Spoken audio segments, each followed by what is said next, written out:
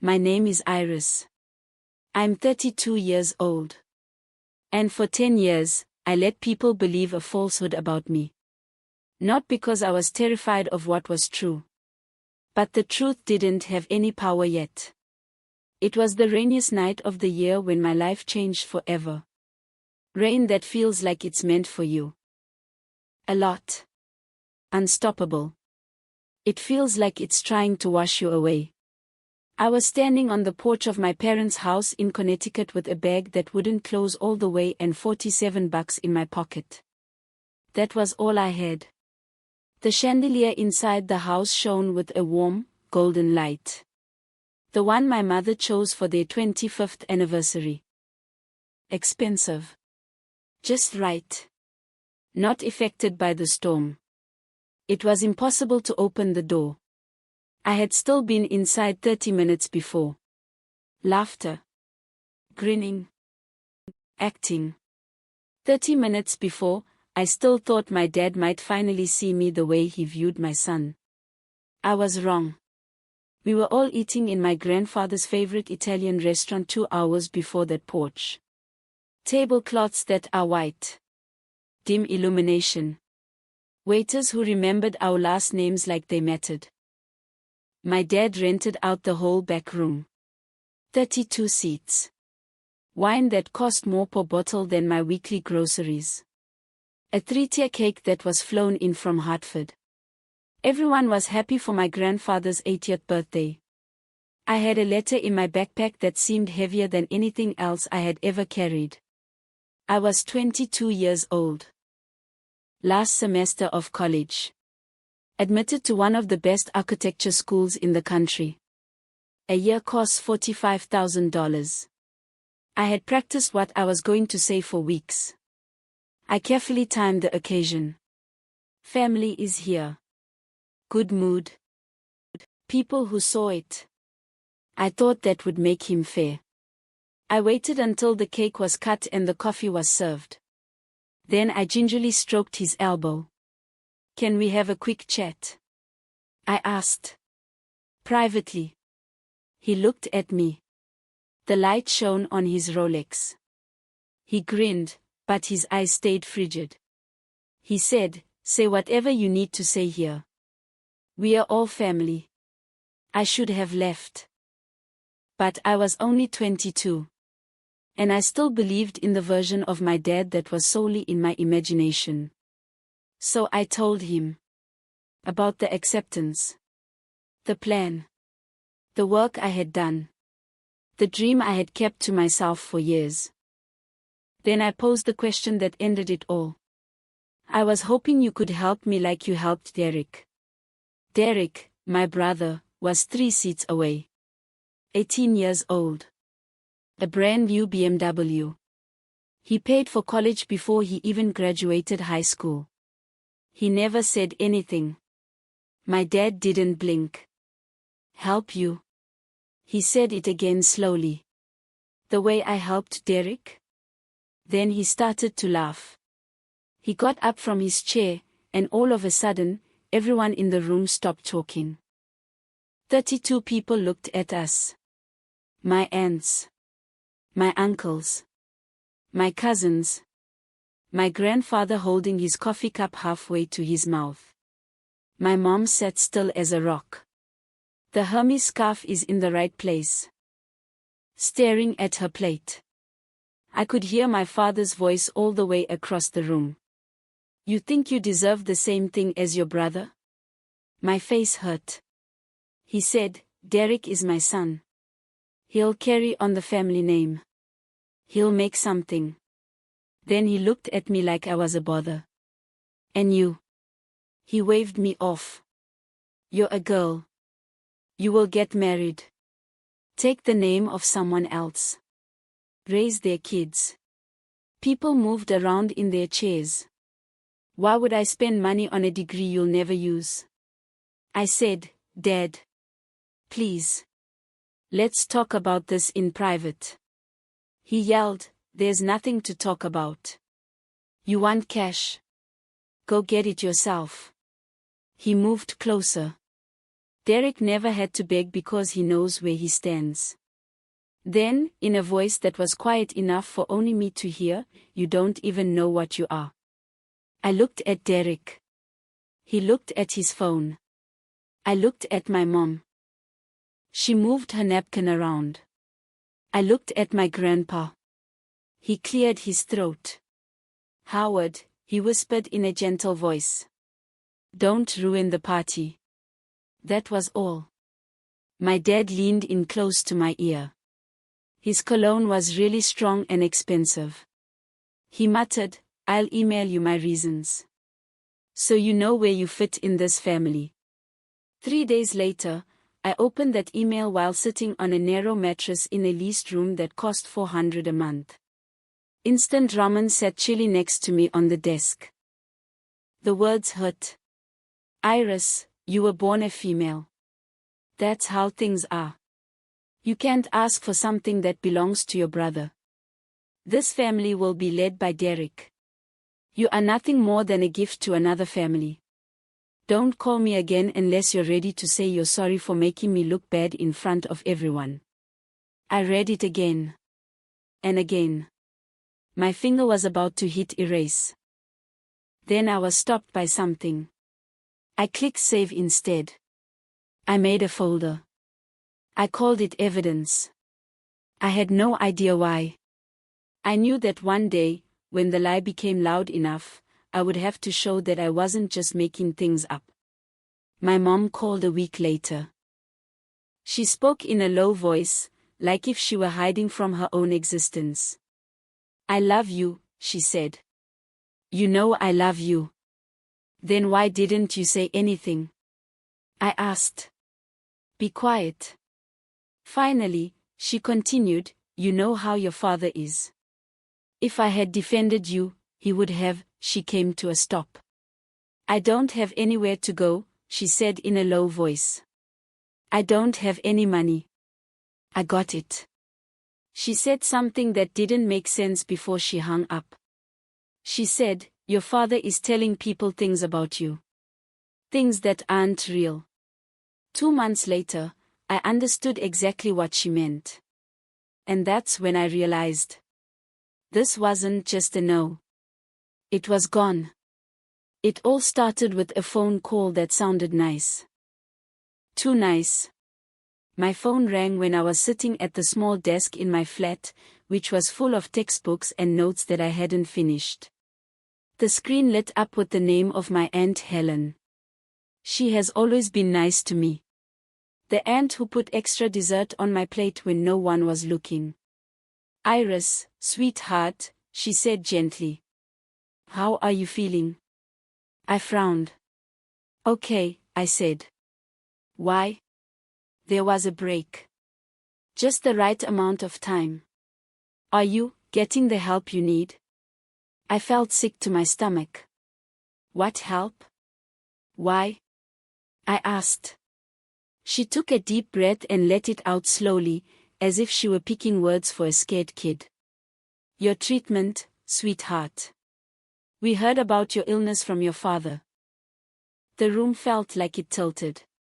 I said, "I don't have a condition." "What are you saying?" She whispered quietly, "Oh, Iris. It's okay. There is no reason to be ashamed about having a mental disease. We are all praying for you." I held on to the desk's edge. I said softly, "And Helen. I'm not crazy." She didn't fight back. That made me afraid. She just talked to him more softly. That night, I called more family members. One at a time. Every time we talked, it seemed like hitting the same wall. Everyone knew. They all thought of me in the same way. She isn't stable. She left home because she didn't want to get help. We tried everything.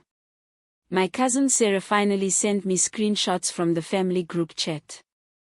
The one I had been gently taken out of months before. My father's words, copied and pasted to over 40 people. "Please don't get in touch with Iris. She is having a very bad mental health problem. Anything that gets them excited could make matters worse. We've done everything we can. Just pray for her. At that point, something inside me stopped moving. My dad wasn't perplexed. He wasn't lying. He was writing me again. He was using my absence as proof that I was sick. Making my silence into proof. I was unsteady if I talked. I was sick if I didn't say something. It was a perfect trap. I had two options. I could fight. Call everyone. Send the email on. Tell them to believe me instead of him. Or I could go away for a while to make something that can't be denied. I was 22 years old. No money. No name. No safety net. People trusted my father's voice and had 30 years of reputation. I would lose if I fought him then. So I didn't fight. I wrote it down.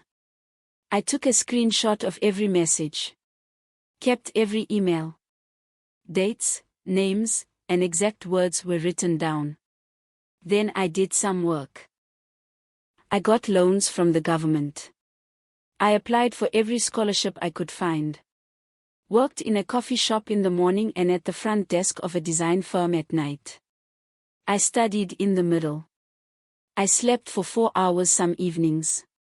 Not at all some nights.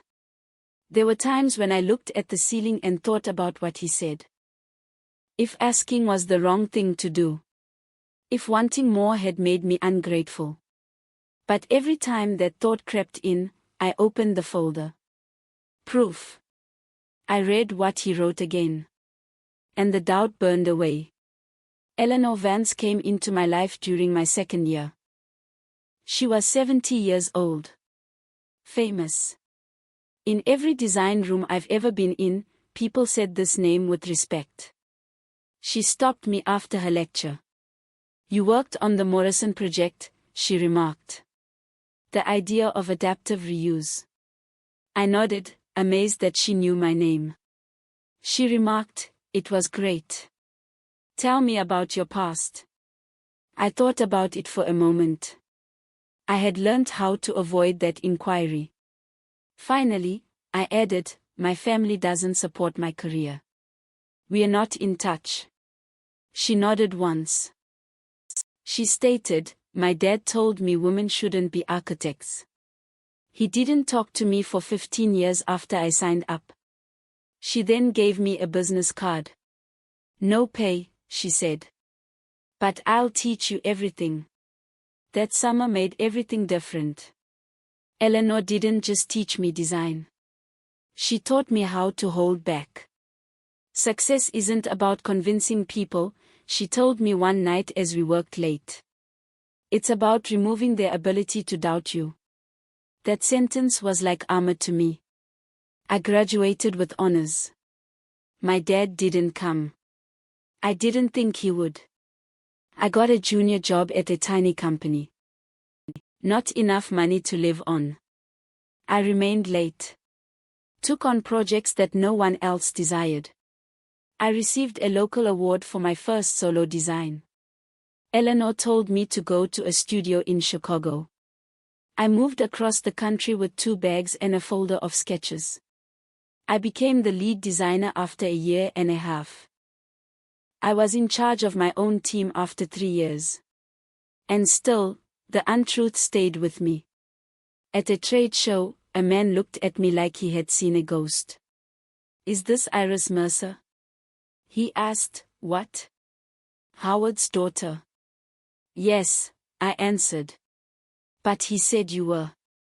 He came to a stop. I smiled nicely and gave him my card. The silence that came after was louder than any fight. The wedding invitation followed next. Cream-colored cardstock. Writing by hand. Official. No note. No need to say sorry. Just my name on a list. My mom called, and her voice was weak. Will you come? She inquired. Please. I miss you. Does he even want me to be there? I asked. Be quiet. Just don't make your dad look bad, she said softly. That one sentence told me everything. I went anyhow. Not to make a scene. To hear. And what I heard that night altered everything. Because my dad kept lying. He made it perfect. And standing 15 feet away from him, I heard him tell passers-by that I was unstable. I figured out something scary. If I never spoke again, this version of me would live longer than I would. It felt like strolling through a museum of my old life at the wedding reception. Chandeliers made of crystal. There are white roses all over. A string quartet played softly, as if beauty could make the truth less harsh. I carefully walked around the room, trying not to get noticed. I didn't go there to fight with anyone. I wasn't there to talk about myself. I was there to hear. My dad saw me as soon as I stepped in. I could see it in his eyes. Acknowledgement. Counting. Then they were fired. He went back to talking to the other person as if I didn't exist. He didn't say anything to me for 3 hours. I told Derek and his new wife how happy I was for them. I grabbed my mom, and she held my hands and said, "You look so beautiful." Then, when my dad yelled her name, she jumped and ran back to him. Cousins looked at me with pity. Some people were curious. Some people are uncomfortable. And then I heard it. I made sure to sit near enough to my father's table during cocktail hour. Not clear. Close enough. A man pointed at me. "Howard, isn't that your daughter?" "Why?" he inquired. My dad didn't think twice. "Oh, yes," he responded in a calm voice. "She's doing a little better these days." The man frowned. "Better?" "Still unstable," my father said, his voice calm and trained. "But we have hope. Doctors say the medicine works." The man looked at me again. "She seems normal." "That's what mental illness is like," my father replied in a serious tone. "You can't always tell from the outside." I stood still with a glass of champagne in my hand. I knew what he was saying. But seeing him lie about me while I was 15 feet away, alive, doing well, and breathing destroyed something inside me. This wasn't fear. This wasn't a case of being confused. This was a choice. Then I felt a hand on my arm. "Derek." "I'm sorry," he said quietly, looking at our father. "I don't know how to get him to stop." I stared at him. "Do you trust him?" "Please," I said softly. He looked down at the floor. That stillness told me all I needed to know. My mom discovered me at the garden doors near the end of the night, when visitors were starting to leave and the sun was sinking over the golf course. "Come with me," she said softly. She took me outdoors, past rose bushes and stone walkways, to a peaceful part of the terrace. When she put something in my hand, her hands were shaking. A little black USB stick. "Here, take this," she said. "Don't tell your dad." "What is it?" "Why?" I asked. Her voice broke. "All of it. All of the emails. Every text. All the lies he told about you. I copied everything." I looked at the drive with my heart racing. "How do you even get to, I know his passwords," she responded angrily. "He thinks I'm too dumb to figure them out." She took a deep breath. "I've been watching him do this to your name for 10 years, she remarked. "I couldn't stop him. But I could salvage this." "Why now?" "Why?" I asked. She cleaned her eyes. "Because I saw his face when you came in," she continued. "And I thought, if I never say anything, this will never end." I hugged her tighter than I have in years. 3 days later, I was back in Chicago and alone at my desk. I plugged the USB into my laptop. I didn't open it right away. I told myself I needed some time. The truth was that I was afraid. I felt terrible when I eventually clicked on the first file. There were over 50 papers. Messages. Screenshots. Logs of chats. All put together by date. Years of my life written down as lies in my father's voice. Iris is having another episode. Don't get in touch with her directly. She won't get help. She can't live in normal society. And then I found the email that made my hands shake. Robert Chun, a developer, got it. I knew the name right away. Years ago, he had come to me regarding a big project. My first real break. The agreement fell through at the final minute. My dad's email was very direct. Don't hire my daughter. She isn't stable. You'll regret it if you bring her on. I shut my laptop and cried until I couldn't breathe. He didn't just tell a fib. He had ruined my plans. In a quiet way. With care. For a long time. After that, I took that USB disk with me everywhere. In my bag. In the pocket of my coat. Like a wire that is live. I didn't know how to use it. Until Eleanor invited me to lunch. I told her everything. She didn't say anything while she listened. She asked me one question when I was done. What do you want to do? I had no idea. I wanted to show him to everyone. I wanted to shout. A part of me was just tired. Eleanor bent over. When I won my first big award, she added, my dad told everyone I slept my way to the top. I looked at her. What did you do? Why? I asked. I kept winning, she said. Until the truth didn't need to be defended. Then she stopped. She whispered softly, you're on the short list for this year's IIDA award. It's live on the air. Something clicked within of me. A stage. A real one. And for the first time in 10 years, I felt like I had some power. There were 6 months between that lunch and the email that altered everything. For 6 months, I lived 2 lives at once. Everything appeared tranquil on the outside. Work. Get-togethers. Due dates. Moving forward. I had a secret inside me that was so weighty it bent my spine. The USB disk was in my desk drawer. I didn't open it again. I didn't have to. I already knew what was inside. Proof. Years of falsehoods. A paper trail that couldn't be explained away by feelings or hyperbole. I wasn't waiting for bravery. I was waiting for the proper time. The email came on a regular afternoon. My inbox updated while I was looking over the floor plans for a small hotel project. I looked at the topic line once. Then again. Then I leaned back in my chair and looked at the ceiling as I waited for my heart to slow down. I had officially been nominated for the IIDA Award for Design Excellence. Ceremony in person. Broadcasting around the country. Hundreds of thousands of people are watching. I called Eleanor right away. I said, I just got the email. I've been nominated. I know, she said in a calm voice. I told you your time was coming.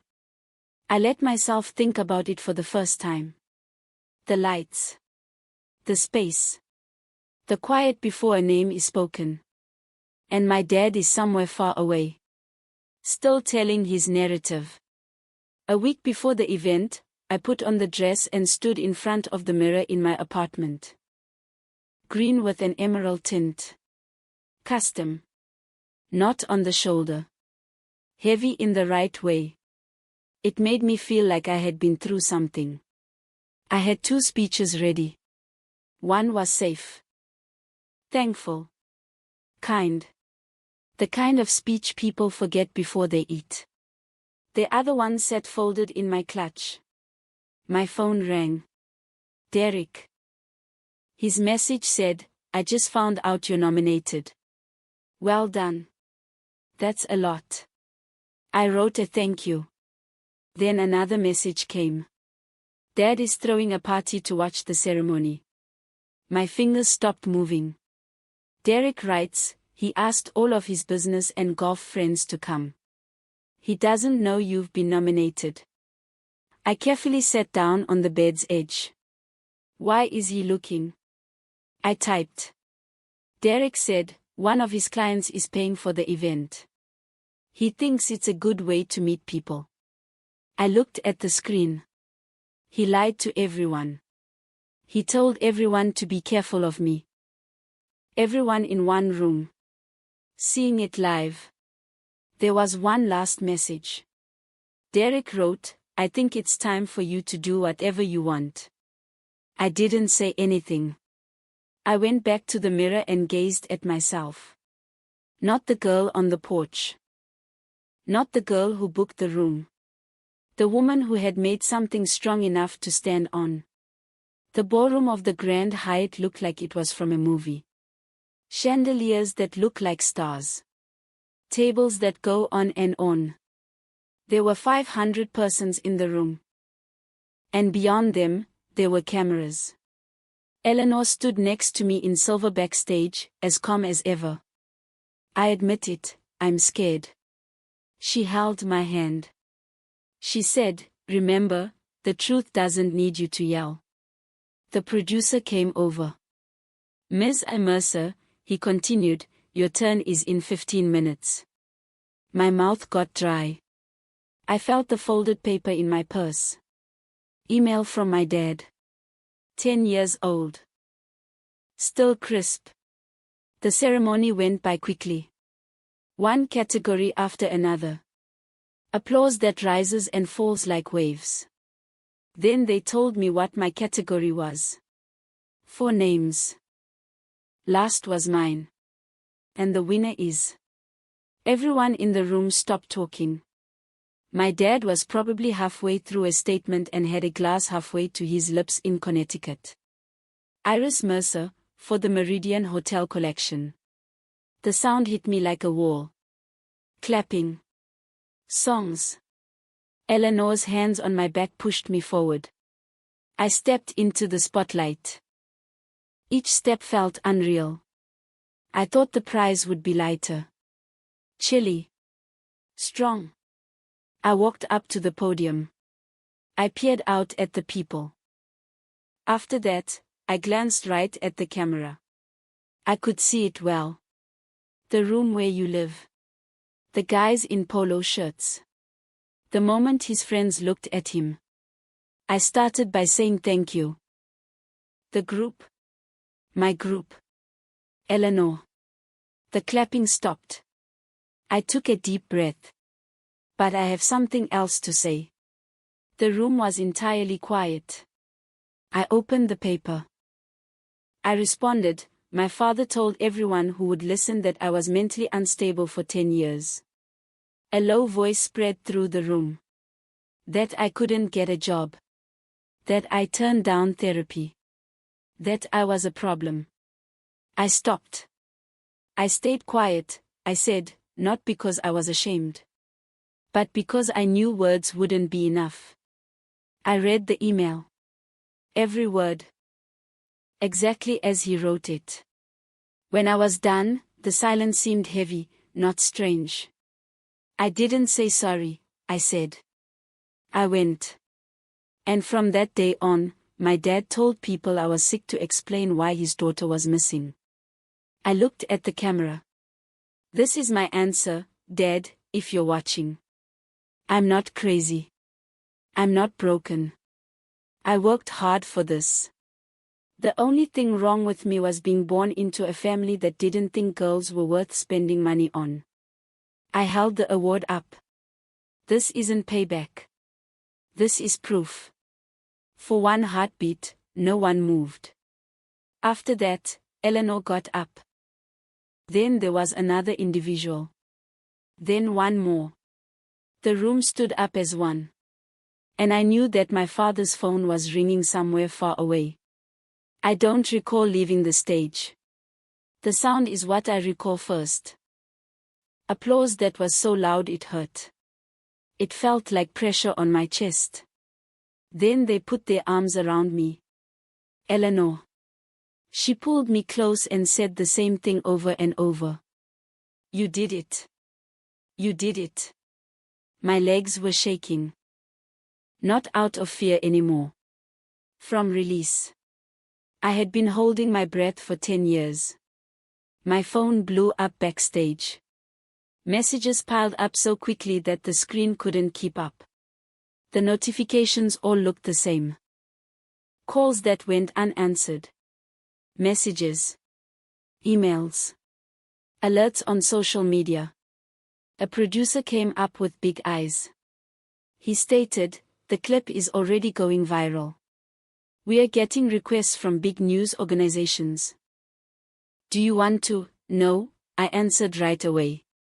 I was astonished by my voice. There was no noise.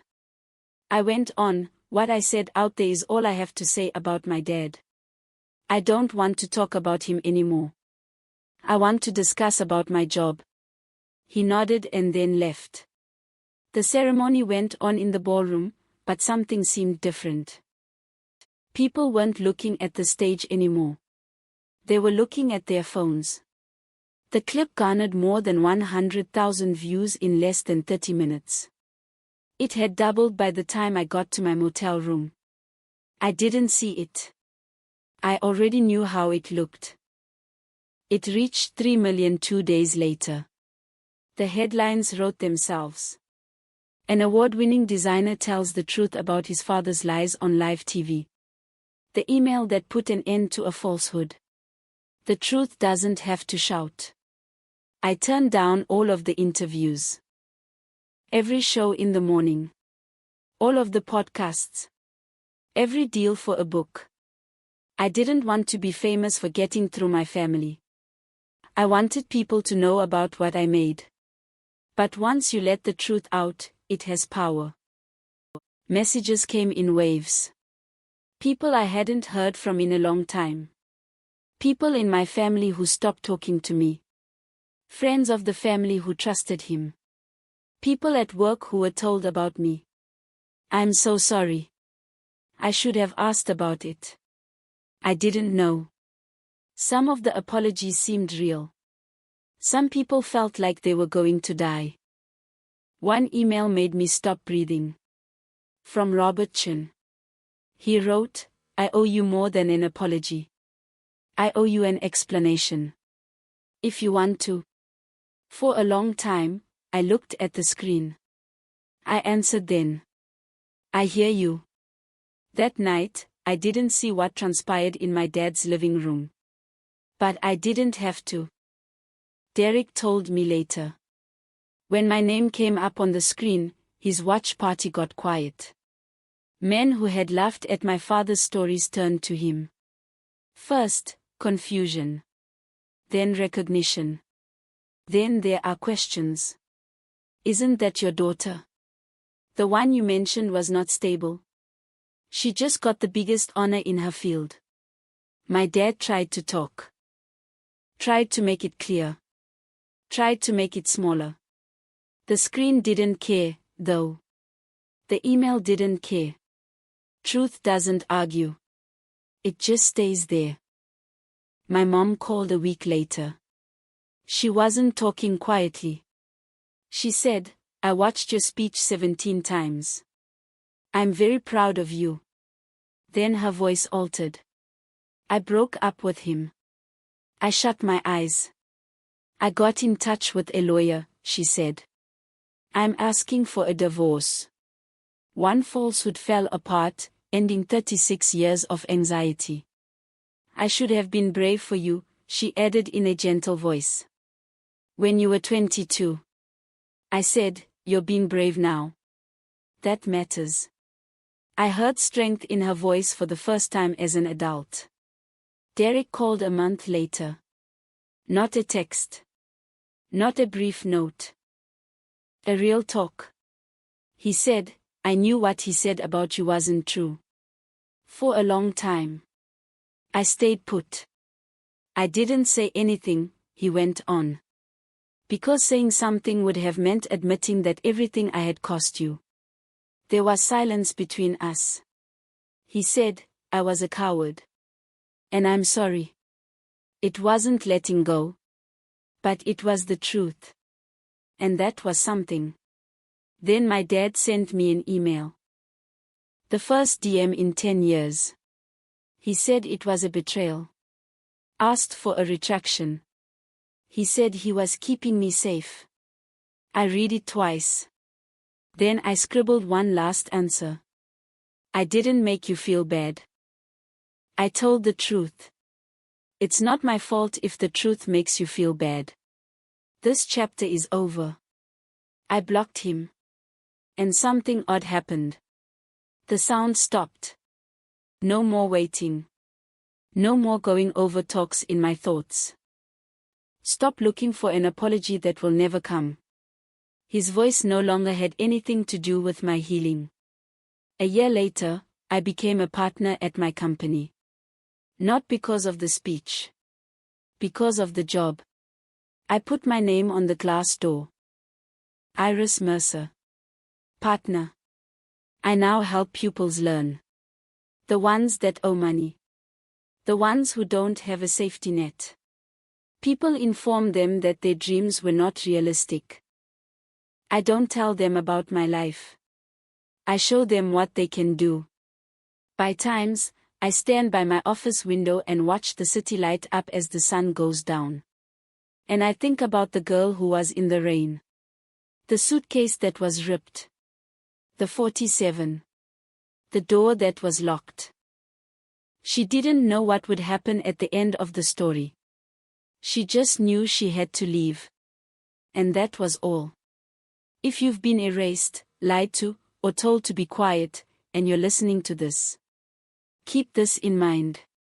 Not saying anything doesn't indicate you're weak. It means you can choose when to talk. And when you eventually do, make sure the truth is powerful enough to stand on its own. Epilogue: the world didn't end after the speech. That caught me off guard. There was no big collapse. No quick justice. There was no clear moment when everything became clear. Life just went on. But something important had changed. I woke up without a knot in my chest for the first time in 10 years. There are no messages waiting. No story to fix. I don't have a version of myself to defend. At first, the quiet felt strange. Almost risky. Like the calm that comes after a storm when you don't know if it's really finished. I kept thinking that something else would happen. Another email. Another charge. Another try to bring me back to his view of reality. It didn't come. Instead, the consequences came softly. Within a few months, 2 contracts vanished from my father's business. Long-term partners who had trusted him for years suddenly had grounds to reevaluate. His name wasn't on the new list when the board of a nonprofit he had been on for 15 years announced a leadership restructuring. The country club didn't take away his membership. They didn't have to. Derek said that the invitations stopped arriving. Conversations become shorter. When they spotted him, old friends crossed the room. Reputation doesn't blow up. It wears away. I didn't do anything to celebrate this. I didn't feel like I had won. I felt fatigued most of the time. I'm tired of carrying a story I never asked for. Tired of being powerful in ways that no one else can see. The prize was on a shelf in my office, where it caught the sun in the late afternoon. I didn't look at it very often. It had done what it was supposed to accomplish. A year after the wedding, I stood in my new office for the first time. Windows from floor to ceiling. Lake Michigan looks like it goes on forever. My name was carved into the glass door. Iris Mercer. Partner.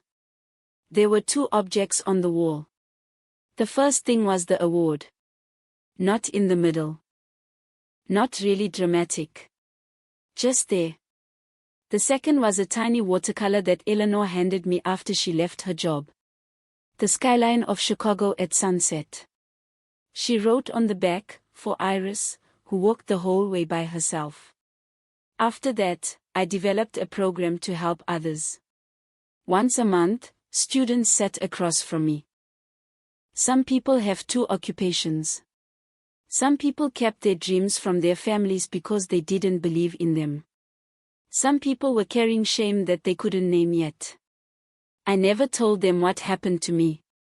I didn't have to. I just showed them what they could do. I almost said no when my mom asked me to come see her new apartment because that's what I usually do. After that, I left. It was little. One room. There are plants all over. Simple windows let in a lot of light. There are no crystal chandeliers. Don't be afraid. Pictures on the walls. One of them is of me at graduation. I did the decorating myself, she remarked uncomfortably. I said, "It's beautiful." And I meant it. We sat at her kitchen table and drank tea while talking about things that weren't significant. And for the first time since I was a kid, I felt like I had a mom again. Derek and I get together once a month now. Dinners that are quiet. No shows. He has a girl. A girl. He gave her the name Grace. He sometimes shows me pictures on his phone. Her little hand closed around his finger. Her eyes were intrigued but not scared. He once promised me, "I won't do to her what Dad did to you." I trusted him. I still haven't talked to my dad. I don't know whether I ever will. I used to think that mending meant he had to say sorry. Not anymore. Some people will never say they were wrong. Some people care more about their lives than they do about their kids. And waiting for them to change simply keeps you stuck with them. I stopped waiting. Late at night, I sometimes stand at the window and watch the city change from gold to purple to dark. And I remember the girl in the rain. The suitcase that wouldn't stay closed. The $47. The door that was locked. I was ashamed of her for years. She was embarrassed that she asked. She was embarrassed that she needed aid. She felt embarrassed that she was turned down so severely. I can see something now that I couldn't see before. She made it. She didn't stay where she wasn't appreciated. She didn't go away. She turned into me. If you can relate to any of this, if someone has lied to you, ignored you, erased you, or urged you to be quiet, listen up. People who won't see it don't get to decide how much you are worth. You don't need to hear an apology to heal. And your success doesn't depend on proving anyone wrong. It's about finally having faith in yourself. You don't have to yell to tell the truth. You just have to live it. And at times, the best ending is the one when you leave and never come back.